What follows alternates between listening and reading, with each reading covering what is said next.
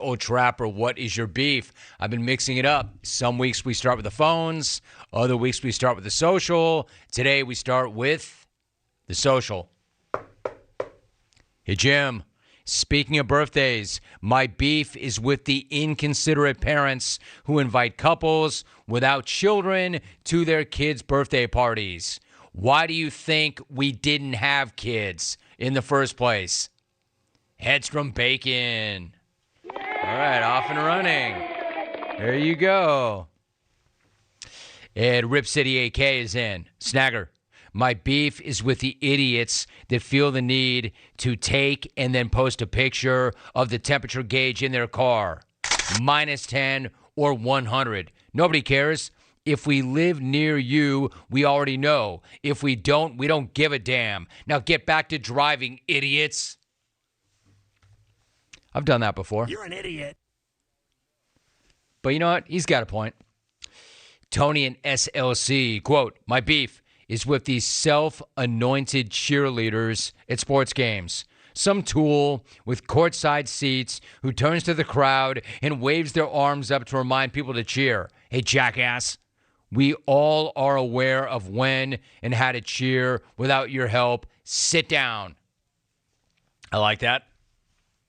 Romeo, my beef is pet-friendly hotels. I recently dropped $500 per night, only to see fat people with their dogs in the lobby.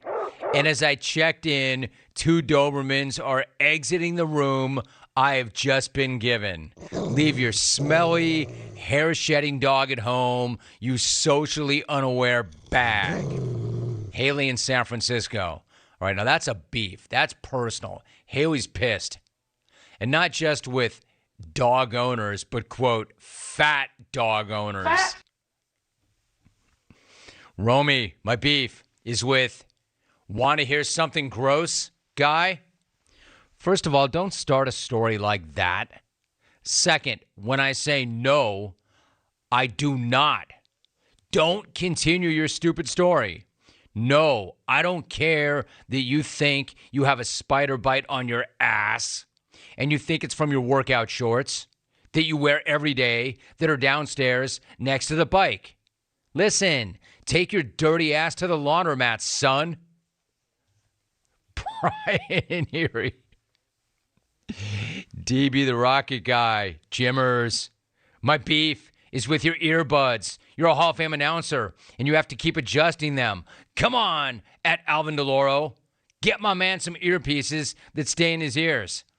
Hey, Dave, if that's your beef, you can only imagine how pissed I am. I mean, straight up, dude. I am so pissed. I hate it. I hate it. Every day I fight these bitches. I hate it. Alvin's like, yeah, thanks, Dave. Thanks for pointing that problem out, Dave. We didn't know that was an issue, Dave. We haven't tried to fix that, Dave. Yeah, I know, dude. It's a terrible look. And can I tell you, it's not easy to do the show either when they keep popping out of my ears. We're trying. And yes, I'll own it. Instead of my saying we're schematically effed, I should just say, you know what? I should have gotten a molded earpiece long ago or thrown on some over-ear cans long ago. It's fair. You know what? Alvy, it's fair. He's right. I've got the same beef, bro. Difference is I can do something about it, and I haven't.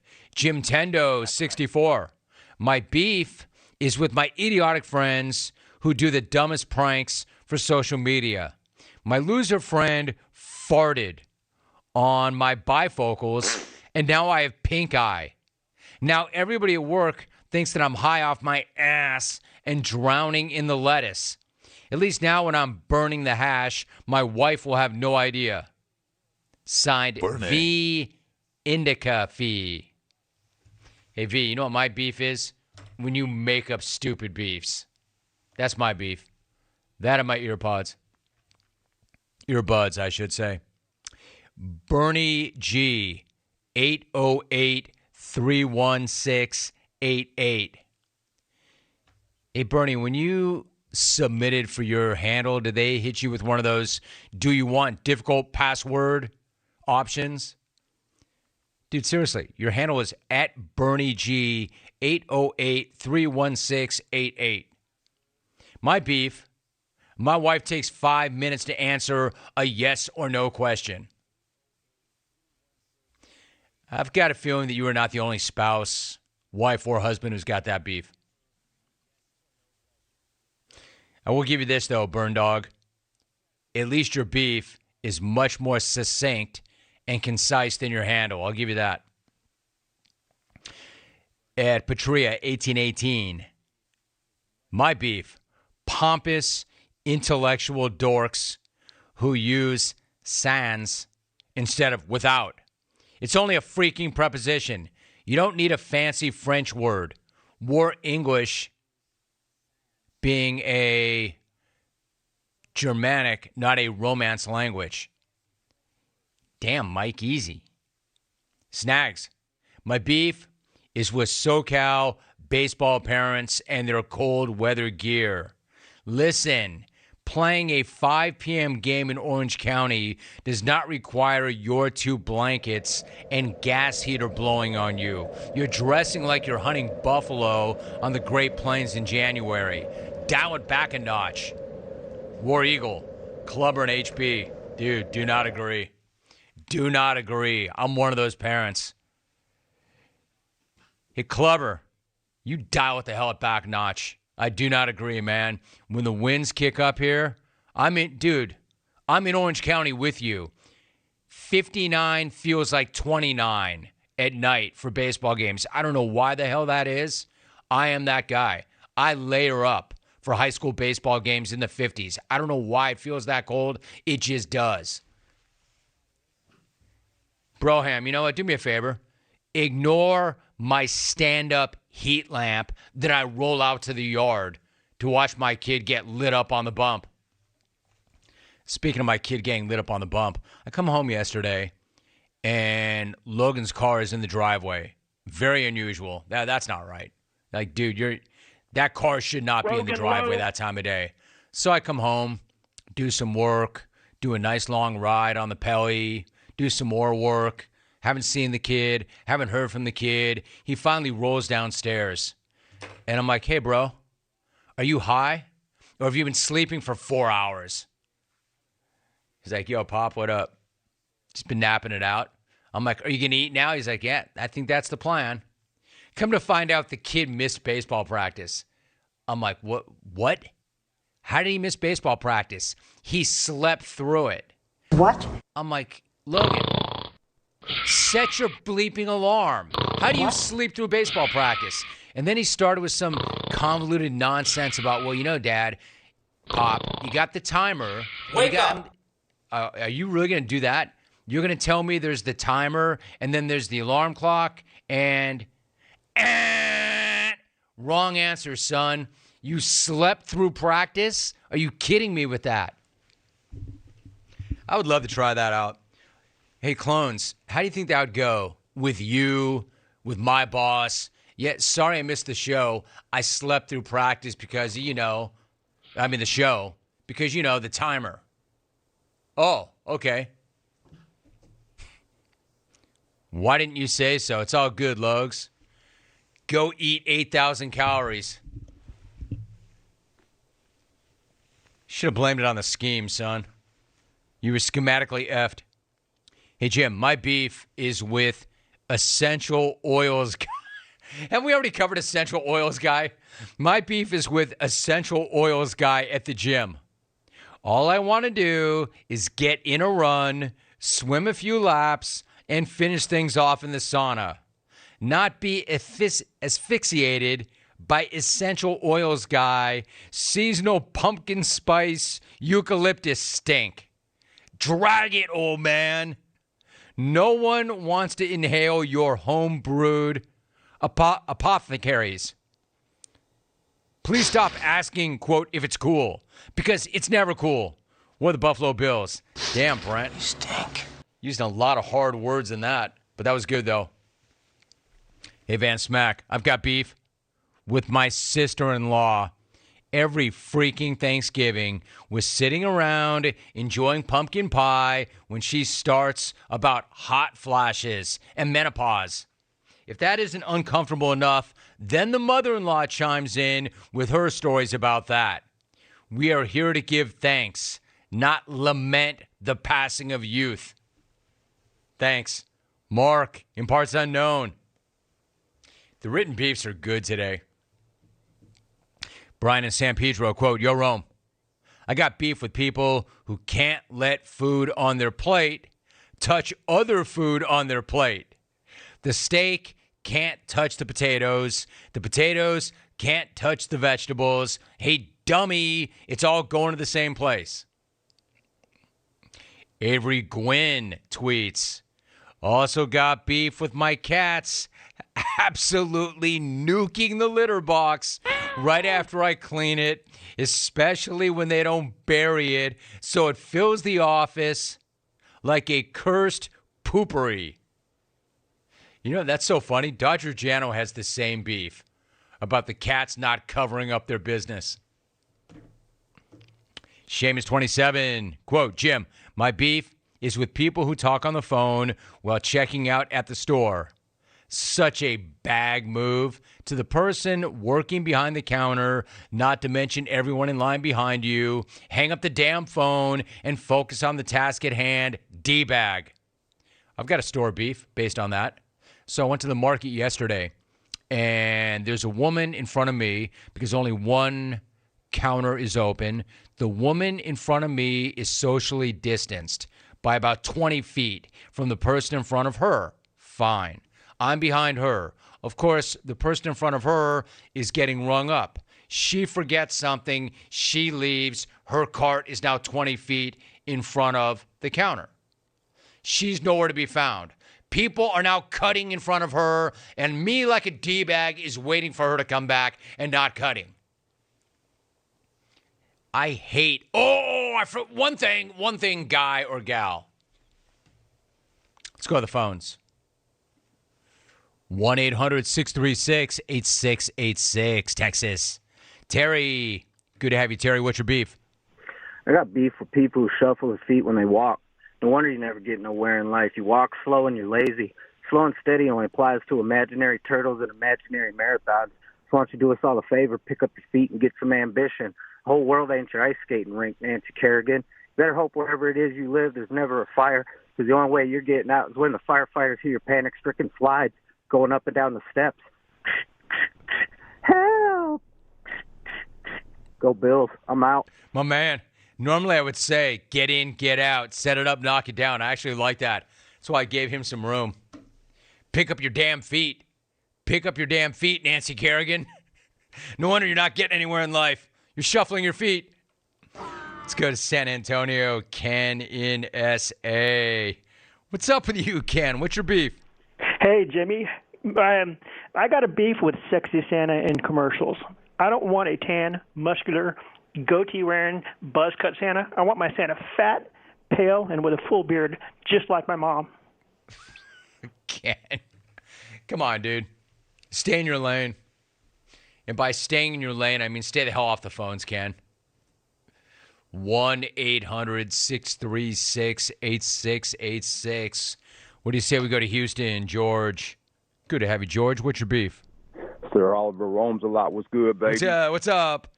Hey, man, my beef is with my neighbor across the street, man. I'm a truck driver, so every time I come back, this walking bag of pork rinds will take his lawnmower and cut out a little square in my yard. Look here, you Jerry Jones look-alike. The next time you come in my yard and do that, I'm going to let my Rottweiler out on you, player. My man, George. That's a real beef right there, dude. He's not playing, player. I like that guy.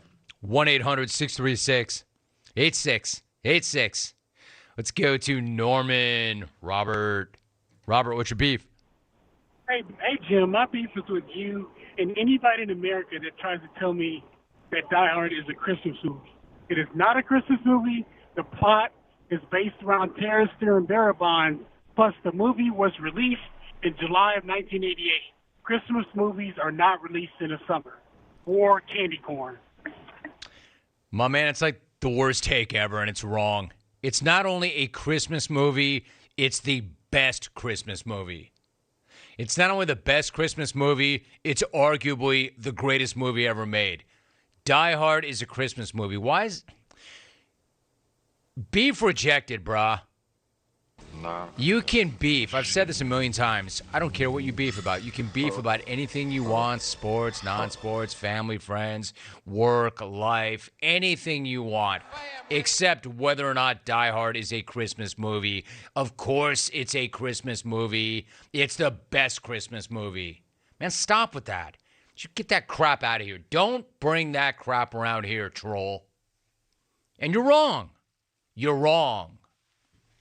I would say you're entitled to your opinion, and you are, no matter how wrong it is. That's just not smart. Wrong. Let's go to Philadelphia. Matt in Philly.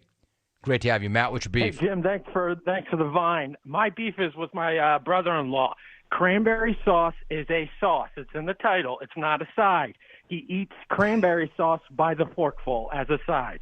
One more Guy Fieri. My man, you got a good point. He has a good point. If it's sauce, it's not a side. It's sauce.